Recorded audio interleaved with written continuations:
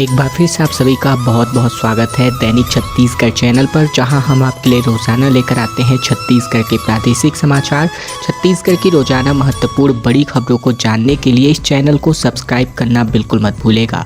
बता दें, छत्तीसगढ़ में स्वास्थ्य सेवाएं बुरी तरीके से प्रभावित हैं। 72,000 मितानिनें हड़ताल पर हैं। वेतन वृद्धि समेत कई मांगों को लेकर एक सप्ताह का अल्टीमेटम इन्होंने सरकार के लिए जारी किया है। छत्तीसगढ़ में स्वास्थ्य सेवाओं की आधारशिला मानी जाने वाली 72,000 मितानिनें अनिश्चितकालीन हड़ताल पर हैं। प्रदेश स्वास्थ्य मितानिन संघ के नेतृत्व में 7 अगस्त 2025 से मितानिन प्रशिक्षक, हेल्प डेस्क फैसिलिटेटर और साथ ही ब्लॉक कोऑर्डिनेटर धरना प्रदर्शन कर रहे हैं। दुर्ग जिले की तकरीबन 1558 मितानिनें भी हड़ताल में शामिल हुई। जिले की ब्लॉक समन्वयक सावित्री मानीपुरी के अनुसार मितानिनें शासन की योजनाओं को घर घर तक पहुंचाती हैं, लेकिन उनके अधिकारों की लगातार अनदेखी की जा रही है। ग्रामीण की मितानिन प्रशिक्षिका नीता गायकवाड़ ने बताया कि सरकार ने चुनाव से पहले कई वायदे किए थे। इनमें प्रोत्साहन राशि में 50% की वृद्धि, एनएचएम में संविलियन और ठेका प्रथा समाप्त करना शामिल था। 11 महीने बीत जाने के बाद भी कोई वादा पूरा नहीं हुआ। इसके विपरीत दिल्ली से एक नया एनजीओ यहां पर ला दिया गया, जिसकी वजह से अब इनके सामने रोजी रोटी की जो आर्थिक समस्या है वो खड़ी हो गई है। बिलासपुर में बिजली गिरने से 2 महिलाओं की मौत हो गई, 4 लोग घायल हुए हैं। कोंडागांव में कच्चे मकान की दीवार ढहने की वजह से महिला की मौत हो गई। छत्तीसगढ़ में एक बार फिर से बारिश का दौर शुरू हुआ है। बिलासपुर में बिजली की चपेट में आने की वजह से 2 महिलाओं की मौत हो गई, जबकि 4 महिलाओं को अस्पताल में भर्ती कराया गया है। कुआंपाली की महिलाएं खेत में काम करके वापस लौट रही थी, तभी ये हादसा हुआ। कोंडागांव में लगातार बारिश की वजह से कच्चे मकान की दीवार ढह गई। हादसे में मकान में सो रही महिला जनादाई की मौके पर ही मौत हो गई। बता दें कि मौसम विज्ञान विभाग ने बस्तर, कोंडागांव, धमतरी, गरियाबंद, महासमुंद, बलौदाबाजार और जांजगीर चांपा समेत तमाम जिलों में बिजली गिरने और बादल गरजने साथ ही आंधी चलने को लेकर येलो अलर्ट जारी किया है। छत्तीसगढ़ में डिजिटल क्रॉप सर्वे में लापरवाही पर कलेक्टर की सख्ती नजर आ रही है। 130 पटवारियों को सो कॉज नोटिस जारी कर दिया गया है। बता दें, छत्तीसगढ़ में डिजिटल फसल सर्वे को लेकर, फार्मर रजिस्ट्री को लेकर और ई गिरदावरी जैसे शासन के प्राथमिकता वाले कार्यों में लगातार हो रही धीमी प्रगति और लापरवाही पर जिला प्रशासन ने सख्त कदम उठाया है। जिले के कुल मिलाकर 130 पटवारियों को कारण बताओ नोटिस जारी किया गया है। ये कार्यवाही कलेक्टर कुंदन कुमार के निर्देश पर करी गई है। उन्होंने तीनों एसडीएम को निर्देशित किया था कि जिन पटवारियों द्वारा कार्य में कोताही बरती जा रही है, उनके विरुद्ध अनुशासनात्मक कार्यवाही की प्रक्रिया को अपनाया जाए। बता दें, मुंगेली तहसील में तकरीबन 48 पटवारी, लोरमी में 46 पटवारी, जबकि पथरिया तहसील में 36 पटवारियों को नोटिस जारी किया गया है। कांकेर में अपराधियों पर पुलिस का तमाम एक्शन देखने को मिल रहा है। 20 दिन के अंतर्गत 100 से ज़्यादा लोगों को जेल भेज दिया गया है। छत्तीसगढ़ के कांकेर में कोतवाली पुलिस ने नशेड़ी, जुआरी और सटोरियों के खिलाफ विशेष अभियान चलाया है। पुलिस ने 20 दिन के भीतर 100 से अधिक लोगों को जेल भेज दिया है। ये कार्यवाही शहर में हुई एक हत्या के बाद शुरू की गई है। दरअसल एक युवक ने दूसरे युवक की चाकू से हत्या कर दी थी और इस घटना का वीडियो सोशल मीडिया पर वायरल होने के बाद कांग्रेस कार्यकर्ताओं ने पुलिस अधीक्षक से मिलकर कार्यवाही की मांग की थी। बता दें, 19 अगस्त को पुलिस ने 4 सटोरियों को गिरफ्तार किया है, जिनमें अन्नपूर्णा पारा के दुर्गेश ठाकुर, कादिर खान और मोहन सिन्हा साथी चंगेज खान शामिल है। इन सभी पर जुआ एक्ट की धारा 6 के अंतर्गत कार्यवाही की गई। इसके अलावा चारामा, कोरर और नरहरपुर में भी ये अभियान यहाँ पर चलने वाला है। अवैध शराब पर कार्यवाही करने गई आबकारी टीम पर पथराव हो गया। कोरबा में महिला अधिकारी से धक्का मुक्की तक हो गई। आरोपी ने कहा कि ले जाने के दौरान ये बवाल हुआ। छत्तीसगढ़ के कोरबा जिले में महुआ शराब के खिलाफ कार्यवाही के दौरान आबकारी विभाग की टीम पर ही हमला कर दिया गया। ग्रामीणों ने टीम पर पथराव कर दिया, साथ ही महिला अधिकारी के साथ धक्का मुक्की कर ली गई। ये घटना उर्गा थाना क्षेत्र के आमापाली गाँव की है। सूचना के आधार पर आबकारी विभाग की टीम 6 गाड़ियों में गाँव में दबिश देने पहुंची थी, जहाँ शंकर खड़िया के घर से तकरीबन 22 लीटर अवैध महुआ शराब जब्ती की गई। कार्यवाही के दौरान शंकर को वाहन में भरकर ले जाया जा रहा था, तभी ग्रामीणों ने विरोध करते हुए टीम पर ही पथराव कर दिया। टीम में शामिल महिला नगर सेन रंजीत बघेल के साथ कुछ महिलाओं ने धक्का मुक्की भी की। ऐसे में टीम को शंकर खड़िया को छोड़कर वापस खाली हाथ लौटना पड़ा। एनएचएम कर्मचारियों की हड़ताल तीसरे दिन भी रही जारी। कोरबा में कर्मचारियों ने खून से लिखा सीएम और हेल्थ मिनिस्टर को पत्र। छत्तीसगढ़ के कोरबा में राष्ट्रीय स्वास्थ्य मिशन कर्मचारियों की अनिश्चितकालीन हड़ताल लगातार जारी है। कर्मचारियों ने अपनी मांगों को लेकर एक अनोखा कदम उठाते हुए मुख्यमंत्री और स्वास्थ्य मंत्री को खून से भरा पत्र लिखा है। कर्मचारी पिछले 3 दिनों से जिला मुख्यालय पर धरना प्रदर्शन कर रहे हैं।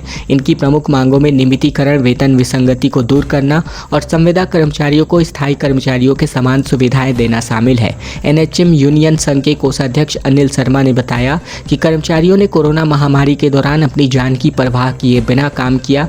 उन्हें उम्मीद थी कि सरकार उनके योगदान को पहचानेगी, लेकिन आज भी उन्हें कम वेतन और असुरक्षित भविष्य के साथ यहाँ पर काम करना पड़ रहा है। सरगुजा की घटना लगातार सामने आ रही है। कोई भी एम्बुलेंस नहीं पहुंची। कांवर पर ले जाते समय रास्ते में ही बच्चे को जन्म देना पड़ा। सरगुजा जिले के जटा सेमर गांव की ये बड़ी घटना है, जहां गर्भवती प्रियंका बरगाह को कांवर में बैठाकर 2 किलोमीटर तक पैदल ले जाना पड़ा। वजह थी सूचना दिए जाने के बावजूद खराब रास्ते के चलते एम्बुलेंस का नहीं पहुँच पाना। जब प्रियंका को ले जाया जा रहा था तभी रास्ते में उसने अपने बच्चे को जन्म दिया। बता दें, लगातार इस प्रकार की घटना सामने आने के बाद भी सरकार अपनी आंखों पर पट्टी बांधे हुए है। सरगुजा की ये लगातार कई बड़ी घटना इस प्रकार की सामने आ चुकी है और अब एक बार फिर इतिहास दोहराता नजर आ रहा है। रायपुर में गणेश उत्सव को लेकर गाइडलाइंस जारी कर दी गई है। सड़क पर पंडाल लगाने से पहले अब परमिशन लेनी अनिवार्य होगी। नियमों का यहां पर सख्ती से पालन करना होगा। गणेशोत्सव को लेकर रायपुर जिला प्रशासन ने गाइडलाइन जारी कर दी है। एडिशनल उमाशंकर बंदे और एडिशनल एसपी लखन पटले ने गणेशोत्सव समितियों की बैठक ली, जहां गणेशोत्सव के दौरान सभी समितियों को एनजीटी के निर्देशों का पालन करने का निर्देश जारी किया गया। बैठक में प्रशासन ने स्पष्ट किया कि सड़क पर पंडाल लगाने से पहले अनुमति लेना अनिवार्य होगा। वहीं रात 10 बजे के बाद ध्वनि विस्तारक यंत्र का उपयोग पूरी तरीके से प्रतिबंधित रहेगा। हर पंडाल में सीसीटीवी कैमरा लगाना अनिवार्य होगा। रात 10 बजे के बाद ध्वनि विस्तारक यंत्र पर वर्जित स्थिति यहां पर नजर आएगी। साथ ही समिति स्वयंसेवक तैनात करेंगी और रात में विशेष निगरानी के लिए अलग से इंसानों को रखा जाएगा। रामगढ़ में शाम होते ही सड़कों पर दंतैल हाथी आ पहुंच रहे हैं। वाहनों की लगातार लाइनें लग जाती हैं। इस वजह से रायगढ़ जिले के राटरौट से कसडोल मार्ग पर दंतैल हाथी शाम होते ही सड़क पर आ जाते हैं, जिससे इस मार्ग से गुजरने वाले वाहनों की आवाजाही कई घंटों तक पूरी तरीके से थम जाती है। मंगलवार की रात भी हाथी बेनीपीट रोड पर आकर कुछ देर तक खड़े रहे। स्थानीय ग्रामीणों ने बताया कि भैंसगढ़ी के जंगल में 11 हाथियों का दल इन दिनों विचरण कर रहा है, जिसमें एक हाथी दल से अलग होकर लगातार सड़क पर आ रहा है। बुधवार की रात तकरीबन 8 बजे के आसपास हाथी बेनीपाट रोड पर पहुंचे तो सूचना मिलने पर वन अमला और हाथी मित्र दल मौके पर पहुंचे, जहां उन्होंने दोनों ओर से यातायात रोककर लोगों को सुरक्षित रखा और कुछ देर बाद जाकर हाथी वापस जंगल की ओर चले गए। रामानुजगंज में विश्व हिंदू परिषद और बजरंग दल की मटकी फोड़ प्रतियोगिता आयोजित की गई बीते दिन, जहां 25 फीट की ऊंचाई पर पिपरोल के युवा क्लब ने अपनी मटकी फोड़ी। बता दें, रामानुजगंज में विश्व हिंदू परिषद की स्थापना दिवस पर गांधी मैदान में मटकी फोड़ प्रतियोगिता का आयोजन किया गया। कार्यक्रम में भाजपा जिलाध्यक्ष ओम प्रकाश जायसवाल और विश्व हिंदू परिषद के जिलाध्यक्ष शैलेंद्र गुप्ता विशेष रूप से उपस्थित रहे। प्रतियोगिता में 5 टीमों ने हिस्सा लिया। 5 घंटे की कड़ी मेहनत के बाद ग्राम पिपरोल के उज्ज्वल युवा क्लब ने तकरीबन 25 फीट की ऊंचाई पर बंधी मटकी को फोड़ने में सफलता पाई। विजेता टीम को 18,000 रुपए का नगद पुरस्कार दिया गया। विश्व हिंदू परिषद के जिला उपाध्यक्ष जस्सू केसरी के नेतृत्व में आयोजित किए गए इस कार्यक्रम में हजारों लोगों की भीड़ यहां पर जुटी नजर आई। छत्तीसगढ़ की जनजातियों पर अब विशेष रिसर्च होने जा रहा है। बिलासपुर में गुरु घासीदास विश्वविद्यालय और टीआरकेसी में एमओयू पर हस्ताक्षर यहां पर किए गए हैं। छत्तीसगढ़ के बिलासपुर स्थित गुरु घासीदास केंद्रीय विश्वविद्यालय और tribal research and knowledge centre यानी टीआरकेसी नई दिल्ली के बीच एमओयू पर हस्ताक्षर हुआ। इस समझौते के अंतर्गत सरगुजा और बस्तर क्षेत्र की जनजातियों पर रिसर्च किया जाएगा। विश्वविद्यालय की ओर से कुल सचिव डॉक्टर प्रोफेसर अभय रणदिवे और टीआरकेसी के छत्तीसगढ़ प्रभारी राजीव शर्मा ने एमओयू पर हस्ताक्षर किया। आने वाले 3 सालों तक छत्तीसगढ़ की जनजातीय परंपराओं, संस्कृति और उनके आर्थिक सामाजिक पहलुओं पर रिसर्च आयोजित किया जाएगा। कार्यक्रम में विश्वविद्यालय के कुलपति प्रोफेसर आलोक कुमार चक्रवाल मौजूद रहे। सौराष्ट्र विश्वविद्यालय के कुलपति प्रोफेसर नीलांबरी दवे और वनवासी कल्याण आश्रम के अखिल भारतीय युवा कार्य प्रमुख वैभव सुरंगे भी इस कार्यक्रम में उपस्थित नजर आए। मुख्यमंत्री साय ने सूरजपुर जिले में 211 करोड़ से अधिक के विकास कार्यों का लोकार्पण किया। साथ ही भूमि पूजन आयोजित हुआ। किसान मेला सह जैविक मेला का भी शुभारंभ किया गया। मुख्यमंत्री विष्णुदेव साय ने सूरजपुर जिले के तिलसिवा में आयोजित छत्तीसगढ़ रजत महोत्सव कार्यक्रम का वर्चुअली रूप से शुभारंभ किया। 211 करोड़ से अधिक के विकास कार्यों का लोकार्पण और भूमि पूजन किया गया। इस अवसर पर उन्होंने सूरजपुर के नए बस स्टैंड स्थित अटल परिसर में भारत रत्न स्वर्गीय अटल बिहारी वाजपेयी की आदमगत प्रतिमा का अनावरण भी किया। साथ ही किसान मेला का यहां शुभारंभ भी किया गया। बता दें, मुख्यमंत्री साय ने सभा को संबोधित करते हुए छत्तीसगढ़ राज्य स्थापना दिवस के 25 वर्ष पूर्ण होने पर सभी को रजत जयंती की शुभकामनाएं भी सौंपी। साथ ही अटल बिहारी वाजपेयी को स्मरण करते हुए छत्तीसगढ़ राज्य के निर्माता को एक बार फिर से नमन किया गया। कबीरधाम से बड़ी खबर, जहां बाप बेटों ने मिलकर तकरीबन 50 करोड़ की ठगी को अंजाम दिया। शेयर मार्केट में 10% के मुनाफे का झांसा यहां पर दिया गया। छत्तीसगढ़ की कवर्धा पुलिस ने मंगलवार को शेयर मार्केट में इन्वेस्टमेंट के नाम पर ठगी करने वाले 3 आरोपियों को गिरफ्तार किया है। आरोपी बाप बेटे हैं। इन्होंने निवेशकों को हर महीने 10% मुनाफे और 1 साल बाद मूलधन को वापस लौटाने का लालच देकर प्रदेश भर में तकरीबन 50 करोड़ से अधिक की ठगी की। मामला कवर्धा थाना क्षेत्र का है। 30 अक्टूबर 2024 को शिव सोनी ने थाने में शिकायत दर्ज कराई थी कि देवध्रुव ब्रदर्स कंसल्टेंट प्राइवेट लिमिटेड निवेश किंग कंपनी के संचालकों ने इनसे धोखाधड़ी करके इनका शिकार बनाया। शिकायत पर पुलिस ने आईपीसी की धारा 420 और 34 के अंतर्गत केस दर्ज कर इस मामले की जांच करनी शुरू कर दी है। पंच से लेकर मंत्री तक का सफर देखने को मिला। कांग्रेस से आए थे राजेश अग्रवाल, टीएस सिंहदेव के करीबी थे। साय मंत्रिमंडल में विस्तार बीते दिन हो गया, जहां अंबिकापुर विधायक राजेश अग्रवाल ने राजभवन में मंत्री पद की शपथ ली। पंच से राजनीतिक जीवन की शुरुआत करने वाले राजेश अग्रवाल कभी पूर्व डिप्टी सीएम टीएस सिंहदेव के करीबी हुआ करते थे। सिंहदेव से हुए मतभेद के बाद उन्होंने साल 2017 में भाजपा ज्वाइन किया। टीएस सिंहदेव को 94 मतों से हराकर राजेश अग्रवाल पहली बार विधानसभा पहुंचे हैं। राजेश अग्रवाल के मंत्री बनाए जाने के बाद अब लखनपुर में जमकर जश्न का माहौल है। छत्तीसगढ़ के 3 नए मंत्रियों में शामिल राजेश अग्रवाल के राजनीतिक जीवन की शुरुआत 2002 में ग्राम पंचायत कुंवरपुर के पंच चुनाव लड़ने से की गई थी। कोंडागांव में बारिश से जलमग्न हो गई कॉलोनियां, नालियों का पानी सड़कों पर फैला। नगर पालिका ने बारिश के बाद सफाई का आश्वासन दिया। कोंडागांव में लगातार हो रही बारिश की वजह से शहर की कई गलियां जलमग्न हो गई हैं।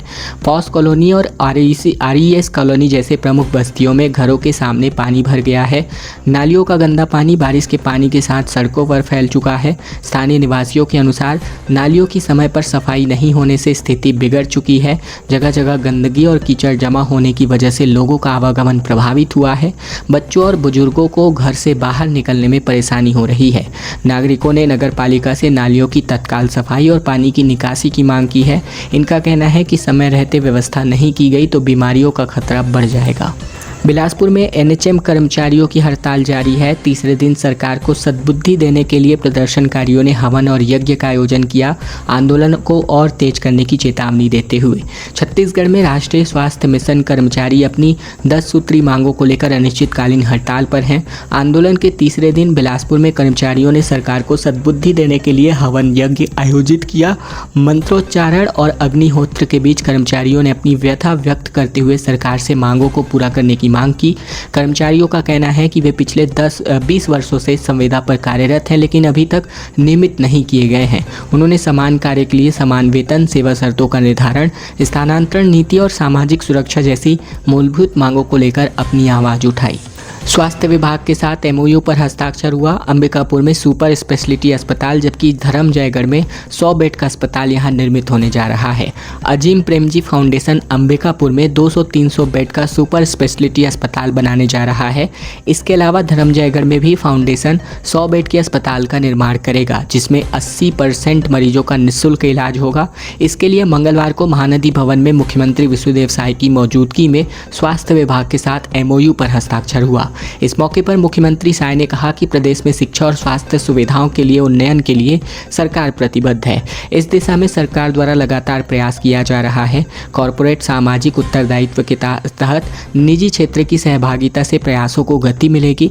फाउंडेशन के अधिकारियों ने छत्तीसगढ़ में शिक्षा, स्वास्थ्य, शिशु गृह और आजीविका विकास के लिए किए जा रहे कार्यों पर पावर पॉइंट प्रेजेंटेशन भी सौंपा।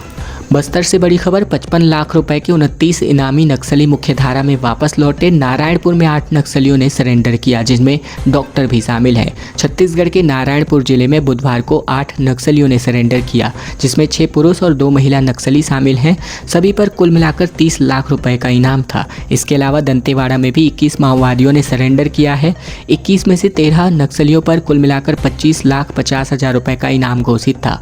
नारायणपुर में सरेंडर करने वालों में डिविजनल कमेटी मेंबर यानी DVCM और नक्सलियों का डॉक्टर टीम कमांडर सुखलाल भी शामिल है।